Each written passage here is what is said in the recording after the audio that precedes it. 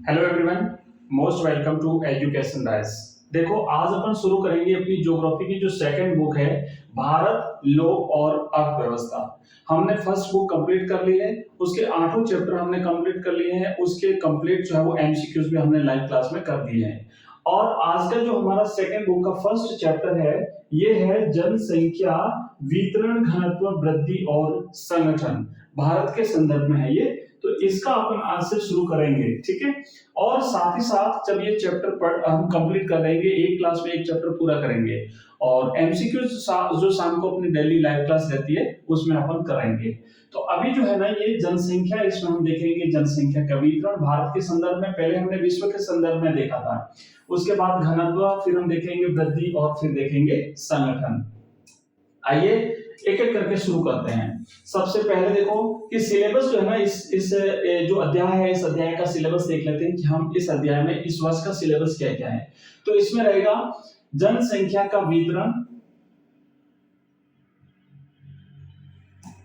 Syllabus है जनसंख्या का वितरण, उसके बाद है जनसंख्या का घनत्व, फिर है जनसंख्या वृद्धि में क्षेत्रीय भिन्नताएं, फिर है जनसंख्या संगठन, इसमें देखेंगे ग्रामीण नगरीय संगठन, फिर आएगा भाषाई संगठन और भाषाई वर्गीकरण, फिर आएगा धार्मिक संगठन, और फिर आएगा श्रमजीवी जनसंख्या का संगठन।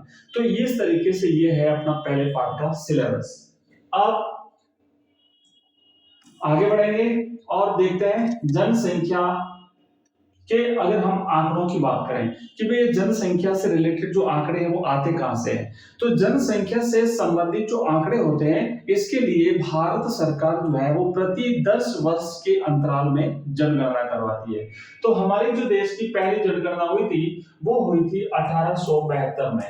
पहली जनगणना हमारे देश की हुई थी 1872 में। लॉर्ड मेयो उस समय भारत के गवर्नर जनरल थे, और इसके बाद 1881 में जो जनगणना हुई थी, तो 1881 से फिर नियमित जनगणना शुरू हुई, है ना। ये नियमित जनगणना शुरू होने का पहला वर्ष था 1881, और इस समय लॉर्ड रिपन जो है ये भारत के गवर्नर जनरल थे, ठीक है।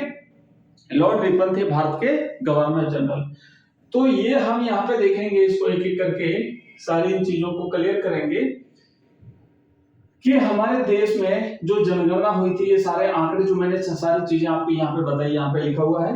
और 1881 में पहली बार समकालीन जनगणना शुरू हुई, और अभी जो नवीनतम जनगणना हुई थी बच्चों, ये नवीनतम जनगणना हुई थी 2011 में। 2011 में जो जनगणना हुई थी, ये हमारी नवीनतम जनगणना थी, 21वीं सदी की पहली जनगणना थी। और 2021 की जो जनगणना होनी थी वो कोरोना की वजह से नहीं हो पाई। तो ये जो जनगणना अभी हमें जो पढ़ने हैं आंकड़े, वो हम 2001 की जनगणना के आंकड़े पढ़ेंगे, और यही आंकड़े हम याद करेंगे जब तक नई जनगणना नहीं हो जाती। अब जनसंख्या वितरण से क्या तात्पर्य है, तो देखो पिछला जो हमने चैप्टर पढ़ा था फर्स्ट बुक में, जनसंख्या से संबंधित विश्व के संदर्भ में था वो, उसमें भी यही था, जनसंख्या वितरण था। वितरण का मतलब क्या होता है कि किसी भी भूभाग पर जो जनसंख्या पाई जाती है, यानी कहीं पर ज्यादा और कहीं पर कम पाई जाती है, तो ये जनसंख्या वितरण कहलाती है। तो क्या लिखा है कि जनसंख्या के वितरण का अर्थ है किसी भी क्षेत्र में निवास करने वाली जनसंख्या की स्थिति या उसकी संख्या, कि भाई किस स्थान पर ज्यादा जनसंख्या है, किस स्थान पर कम है, तो ये कम और ज्यादा का पाया जाना उसकी उस स्थान की जनसंख्या का वितरण कहलाता है। भारत में जनसंख्या वितरण का स्थानिक पैटर्न बहुत ही असमान है। स्थानिक पैटर्न से मतलब होता है कि स्थान विशेष पर जनसंख्या अलग अलग तरीके से पाई जाती है। कुछ ऐसे स्थान होते हैं जहां पर बहुत सघन जनसंख्या पाई जाती है, कुछ ऐसे स्थान होते हैं जहां बहुत विरल जनसंख्या पाई जाती है। तो ये स्थानिक संगठन कहलाता है। भारत में ये असमान है, मतलब समान रूप से जनसंख्या नहीं पाई जाती है भारत के सभी स्थानों पर, सभी प्रांतों में, ठीक है। कुछ कम आबादी वाले हैं जबकि कुछ अधिक आबादी वाले हैं। किसी भी देश में जनसंख्या के वितरण को प्रभावित करने वाले अनेक कारक होते हैं, जो हमने पिछली क्लास में भी, जो पिछला जो चैप्टर था उसमें भी पढ़े थे, वो कारक जो है वो यहाँ पर भी हमें पढ़ेंगे। जनसंख्या वितरण के आधार पर राज्यों को जो है वो 3 श्रेणियों में विभाजित किया जाता है। तो ये 3 श्रेणियां कौन कौन सी हैं? एक श्रेणी तो ये जो कारक है ये अपन आगे पढ़ेंगे ना, भौतिक कारक, सामाजिक कारक, आर्थिक कारक, ऐतिहासिक कारक, इन सभी कारकों को हम अगले क्लास में मतलब इसी क्लास में आगे पढ़ने वाले हैं। अब जनसंख्या के वितरण के हिसाब से जो राज्यों का क्रम है वो इस तरीके से, एक राज्य होते हैं उच्च जनसंख्या वाले, जैसे उत्तर प्रदेश की अगर बात करें तो उच्चतम जनसंख्या, अब भारत में अगर पूछा जाए कि भाई सबसे ज्यादा जनसंख्या वाला राज्य कौन सा है तो ये है उत्तर प्रदेश। तो इसके बाद आता है ज्यादा जनसंख्या वाले राज्यों में महाराष्ट्र है, बिहार, पश्चिम बंगाल, मध्य प्रदेश, तमिलनाडु, राजस्थान, कर्नाटक, गुजरात, आंध्र प्रदेश। इन राज्यों में एक साथ 76% जनसंख्या रहती है। फिर आते हैं मध्यम जनसंख्या वाले राज्य दूसरे नंबर पे। तो मध्यम जनसंख्या वाले राज्यों में असम, हरियाणा, झारखंड, छत्तीसगढ़, केरल और पंजाब एंड गोवा आते हैं। और फिर आता है निम्न जनसंख्या वाले राज्य, तो जो सबसे कम जनसंख्या वाले राज्य हैं और साथ ही साथ ये जनजातीय क्षेत्र भी हैं, जैसे जम्मू कश्मीर है, उत्तराखंड है, हिमाचल प्रदेश, सभी पूर्वोत्तर जो राज्य हैं, सेवन सिस्टर जो हैं, ये असम को छोड़ करके, और केंद्र शासित प्रदेश दिल्ली को छोड़ करके, क्योंकि यहाँ पे दोनों में ज्यादा जनसंख्या पाई जाती है। तो इन दोनों को छोड़ करके बाकी जो यहाँ पे जो नाम लिखे हुए सारे वो है कम जनसंख्या वाले राज्य। अब देखो, अब यहाँ पे हम क्या देखेंगे कि जनसंख्या के वितरण को प्रभावित करने वाले कारक कौन कौन से हैं। तो इसमें भौगोलिक कारक होते हैं, आर्थिक कारक होते हैं, सामाजिक सांस्कृतिक कारक होते हैं। तो अगर हम एक एक को देखें तो पहला होता है भौगोलिक कारक। भौगोलिक कारक में जैसे जल की उपलब्धता, फिर होता है भू आकृति, है ना, उसके बाद फिर होता है जलवायु और फिर होता है मृदा।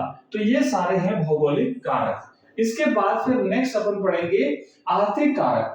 आर्थिक कारक भी जनसंख्या के वितरण को प्रभावित करते हैं, जैसे खनिज है, नगरीकरण है, औद्योगिकरण है, ये सारी चीजें प्रभावित करती है। फिर आता है सामाजिक और सांस्कृतिक कारक। इसमें होता है धार्मिक महत्व है, अशांति, खराब सामाजिक वातावरण, मतलब कि इस प्रकार की चीजें हैं तो वहां पे जनसंख्या कम पाई जाएगी। तो ये सारे जो वो कारक प्रभावित करते हैं। इसी के साथ एक होता है राजनीतिक कारक भी। तो मोटे तौर पर 4 और फिर 4 के भीतर छोटे छोटे और भी कई सारे कारक हैं। राजनीतिक कारक में आता है अस्थिर राजनीतिक स्थिति, भाई जैसे अगर बार बार गृह युद्ध छिड़ रहा है या फिर आपस में दो गुट किसी देश में लड़ रहे हैं, तो ये इस तरीके की स्थितियां जो है वो भी जो वो इस जनसंख्या के वितरण को प्रभावित करती है, और खराब कानूनी व्यवस्था। तो ये सारे कारक जनसंख्या के वितरण को प्रभावित करते हैं। अब भारत में जनसंख्या वितरण घनत्व को प्रभावित करने वाले भौतिक कारक, क्योंकि हमने पहले भौतिक देखा तो ऐसे करके हम सारे कारक देखते हैं। तो भौतिक कारक में पहला होता है हमारा उच्चावच।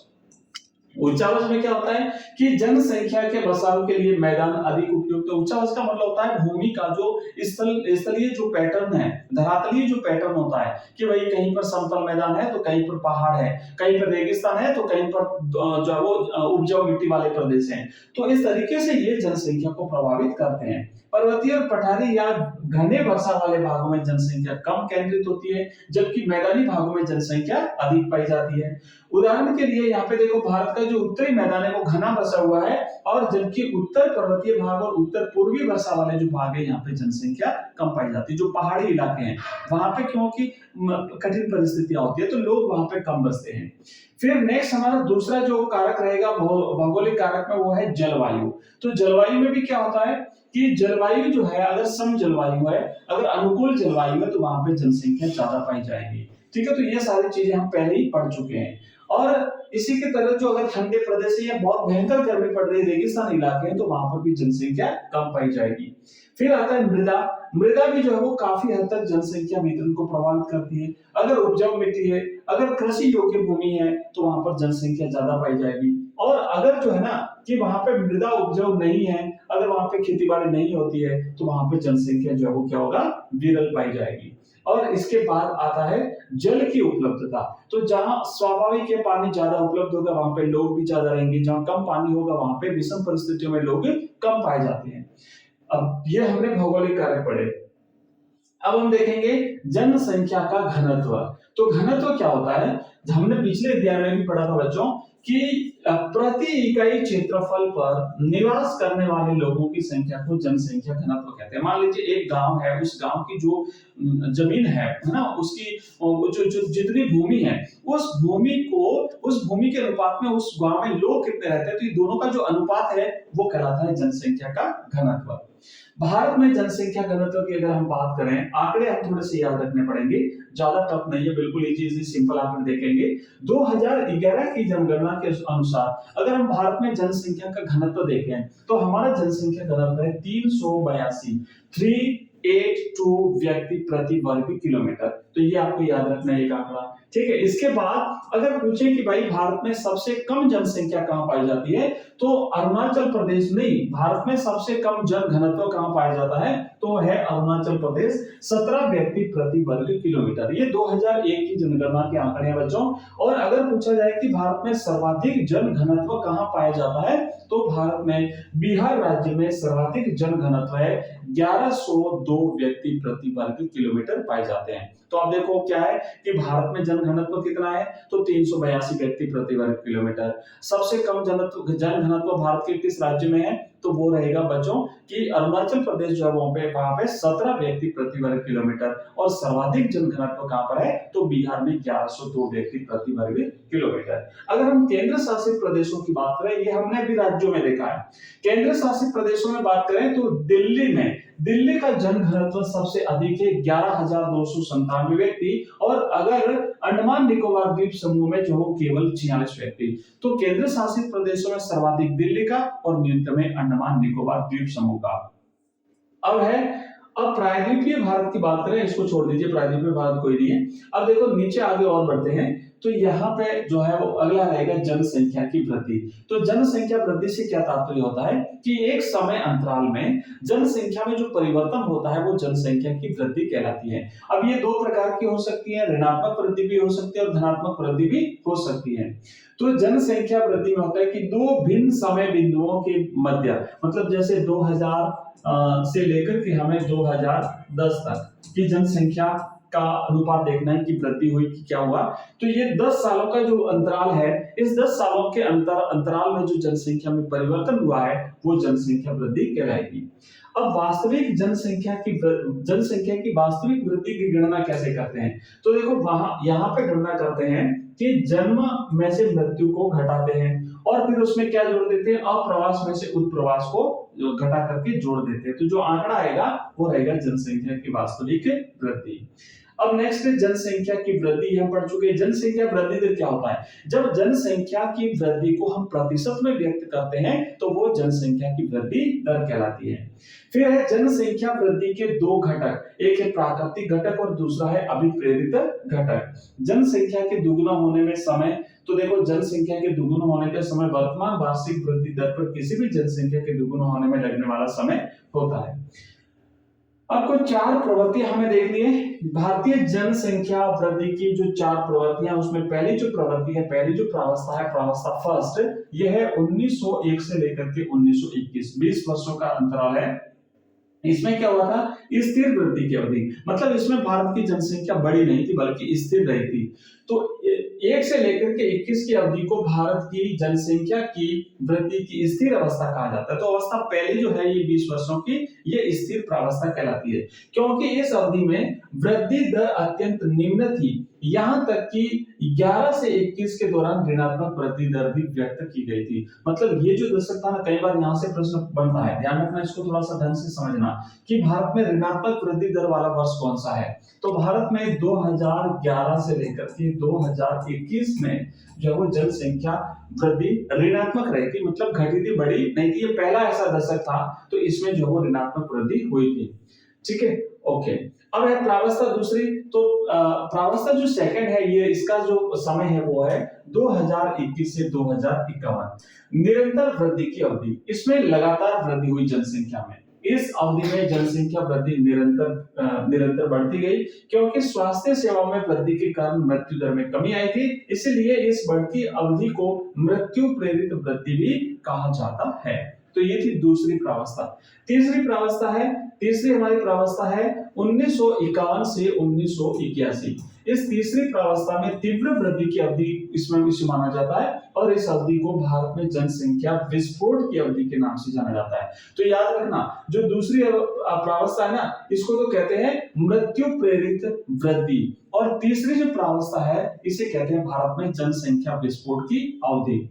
विकास कार्यों में तेजी। अब कारण क्या थे इतनी जनसंख्या वृद्धि के कारण क्या थे, तो हम देखेंगे कि एक तो विकास कार्यों में वृद्धि हुई, फिर होता था बेहतर चिकित्सा सुविधाएं उपलब्ध हुई, बेहतर जीवन स्तर के कारण मृत्यु दर में तीव्र ह्रास और जन्म दर में वृद्धि के कारण इस अवधि में तीसरी प्रावस्था में 1951 से लेकर के 1981 तक की जो अवधि है इसको जनसंख्या विस्फोट की अवधि कहते हैं। फिर नेक्स्ट आता है हमारा चौथा जो प्रावस्था है, हमारी चौथी प्रावस्था है, ये है 1981 से आज तक। इसमें तीव्र घटती वृद्धि की अवधि। अब जनसंख्या कम होना शुरू हुई है 1981 से वर्तमान तक। वैसे तो देश की जनसंख्या की वृद्धि दर ऊंची बनी रही है, परंतु इसमें धीरे धीरे मंद गति से घटने की प्रवृत्ति पाई जाती है। विवाह की औसत आयु में वृद्धि। अब कारण क्या क्या है इसके, तो इसके कारण है कि विवाह की औसत आयु में वृद्धि, स्त्रियों की शिक्षा में सुधार और जनसंख्या नियंत्रण के कारगर उपायों ने इस जनसंख्या वृद्धि को घटाने में महत्वपूर्ण भूमिका निभाई है। अब अगला पॉइंट होता है हमारा बच्चों जनसंख्या संगठन। तो जनसंख्या संगठन में क्या है कि जनसंख्या संगठन का अभिप्राय होता है एक देश की जनसंख्या का उसकी विशेषताओं जैसे कि आयु, लिंग का विश्लेषण, निवास स्थान, मानव जातीय लक्षण, जनजातीय भाषा, धर्म, वैवाहिक स्थिति, साक्षरता और शिक्षा, व्यावसायिक विशेषताओं आदि के आधार पर वर्णन करना जनसंख्या का संगठन कहलाता है। मतलब किसी देश की जनसंख्या का इन विभिन्न पहलुओं को ध्यान में रखते हुए जो विश्लेषण किया जाता है तो वो कहलाता है जनसंख्या का संगठन। अब भाषाई वर्गीकरण अगर हम देखें तो भाषाई वर्गीकरण में हम क्या देखते हैं कि भारत में बोली जाने वाली भाषाओं को मुख्य रूप से 4 परिवारों में बांटा जाता है। ये जो भाषाई परिवार होते हैं ना, इसमें पहला होता है भारतीय यूरोपीय भाषा, उसके बाद फिर है द्रविड़ भाषा, फिर है ऑस्ट्रिक भाषा, फिर है चीनी तिब्बती भाषा। भाषा परिवारों की विशेषताएं क्या क्या है, तो हम यहाँ पे देखेंगे। अगर हम देखते हैं भारतीय यूरोपीय जो भाषा है इसे आर्य भाषा के नाम से भी जाना जाता है। तो इस भाषा की विशेषता क्या है, कुल जनसंख्या का लगभग 3/4 भाग आर्य भाषा बोलता है। इस परिवार की भाषाओं का संकेंद्रण पूरे उत्तर भारत में है और मुख्य रूप से इसमें हिंदी भाषा बोली जाती है। फिर आता है द्रविड़ भाषा परिवार, कुल जनसंख्या का लगभग 5वां भाग द्रविड़ भाषा बोलता है और इस परिवार की मुख्य भाषा प्रायद्वीपीय पठार और छोटा पठार के क्षेत्रों में बोली जाती है। मतलब दक्षिण भारत की अगर हम बात करें तो ये जो भाग है पठार जो प्रायद्वीपीय भाग है भारत का, यहाँ पर बोली जाती है। इसमें जैसे तेलुगु है, तमिल है, कन्नड़ है, मलयालम है, ये मुख्य भाषा होती है जो कि तमिलनाडु, केरल और ये जो प्रायद्वीपीय भारत के जो क्षेत्र हैं यहाँ पर बोली जाने वाली ये भाषा है। इसके बाद हम आर्थिक स्तर की दृष्टि से भारत की जनसंख्या को 3 वर्गों में विभाजित कर सकते हैं। देखो आर्थिक स्तर के हिसाब से अगर हम देखें तो भारत की जो जनसंख्या है उसको 3 भागों में विभाजित करते हैं। पहला तो है मुख्य श्रमिक। मुख्य श्रमिक कौन होता है कि वह व्यक्ति जो कम से कम 183 दिन जो वो काम करता है तो वह मुख्य श्रमिक कहलाता है। फिर आता है सीमांत श्रमिक, जो एक वर्ष में 183 दिनों से कम काम करता है वो होता है सीमांत श्रमिक। और फिर होता है अश्रमिक, जो व्यक्ति बेरोजगार होता है उसे अश्रमिक कहते हैं। तो इस तरीके से भारत में जो जनसंख्या को 3 आर्थिक दृष्टि से 3 भागों में विभाजित किया जाता है। बच्चों मैं तेजी से आगे बढ़ रहा हूँ, इसका कारण है कि हमने चैप्टर पहले कंप्लीटली पढ़ लिया था। ये हमारा रिवीजन चल रहा है कंप्लीटली, और कंप्लीटली रिवीजन में मैं चाहता हूँ कि एक भी पॉइंट छूटे नहीं जहां से कोई भी प्रश्न बन जाए। तो जहां जहां से प्रश्न बनने की संभावना है हर पॉइंट को मैं छूता हुआ आगे बढ़ रहा हूँ। और आप लोगों से रिक्वेस्ट रहेगा कि इस वीडियो को लाइक, शेयर और सब्सक्राइब जरूर करिएगा, अपने मित्रों के साथ ज्यादा से ज्यादा शेयर करिएगा।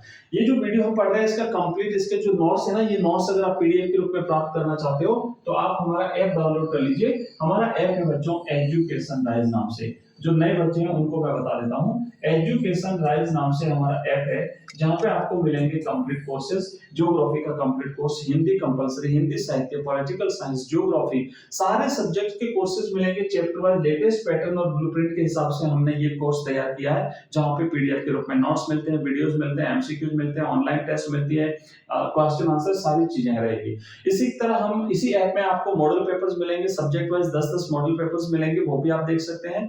और और कंप्लीटली आपका ऑनलाइन टेस्ट सीरीज भी हमने इसी में लॉन्च करी हुई है। इसके अलावा हमारा एक नंबर है जो मैं आपको देता हूँ, उस नंबर पे आप हमें व्हाट्सएप मैसेज करके हमारे व्हाट्सएप ग्रुप के साथ जुड़ सकते हैं। हमारी जो लाइव क्लास होती है उसका नोटिफिकेशन आपको वहां पे मिल जाएगा। तो नंबर आप नोट कर लीजिए, हमारा नंबर है 9079622989। तो ये हमारा नंबर है, इस नंबर पे आप हमें मैसेज कर सकते हैं।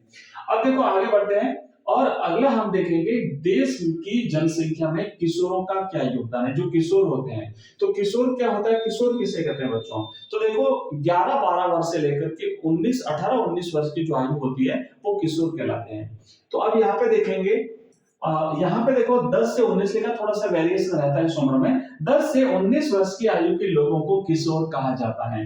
किशोर जनसंख्या का मूल्य अत्यधिक है, भविष्य में उनसे आशाएं होती है, पर इन पर देश का विकास और उन्नति निर्भर करती है, क्योंकि अभी फिलहाल इन पर जितना निवेश किया जाएगा, जिस तरीके से इस जनसंख्या को तैयार किया जाएगा, यही जनसंख्या आगे देश के विकास में अपना योगदान देगी।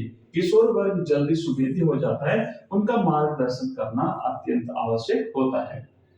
इसके बाद देखेंगे किशोरों के मार्गदर्शन के लिए सरकार द्वारा उठाए गए कदम, तो ये कुछ ऐसी योजना है, आप लोग यहाँ से पढ़ लेना। फिर राष्ट्रीय युवा नीति, तो 2003 में राष्ट्रीय युवा नीति अपनाई थी, इसको भी थोड़ा सा ध्यान से देख लेना। और राष्ट्रीय युवा नीति का मुख्य उद्देश्य क्या है, यहाँ सारी चीजें लिखी हुई है। फिर अगर आर्थिक गतिविधियों में स्त्रियों की कम प्रतिभागिता के कारण क्या है, तो यहाँ कुछ चीजें लिखी हुई है, आप लोग इन्हें पढ़ लीजिएगा। और इसके बाद निरक्षरता, औसत दुरुपयोग, विवाह की निम्न आयु, ये हमने इसे कंप्लीटली। और फिर देखेंगे भारत में आयु पिरामिड की स्थिति क्या है, फिर भारत में लिंग अनुपात के घटते 4 कारण, और इस तरीके से बच्चों हमारा जो ये चैप्टर है ये कंप्लीटली हुआ पूरा। और इसके बाद जो इसके प्रश्न उत्तर है वो हम नेक्स्ट क्लास में करेंगे। तो हमने फर्स्ट चैप्टर को कंप्लीट कर लिया है, नेक्स्ट डे पर नेक्स्ट चैप्टर पढ़ेंगे। इस तरीके से करते करते एक एक दिन में हम एक एक चैप्टर, और ये हमारा पूरा टारगेट था 18 दिन में इस कंप्लीट कोर्स को पूरा करना। निश्चित रूप से हम 18 दिन में कंप्लीट कोर्स पूरा करवा देंगे और फिर अपन नेक्स्ट सब्जेक्ट शुरू करेंगे। तो कैसा लगा आपको ये वीडियो, एक बार मुझे कमेंट बॉक्स में कमेंट करके जरूर बताइएगा। आप कौन सा टॉपिक पढ़ना चाहते हो, नेक्स्ट टॉपिक या और आपकी क्या रिक्वायरमेंट है, मुझे कमेंट बॉक्स में वो भी कमेंट कर दीजिएगा। मिलते हैं अगली क्लास में, तब तक के लिए जय हिंद जय भारत।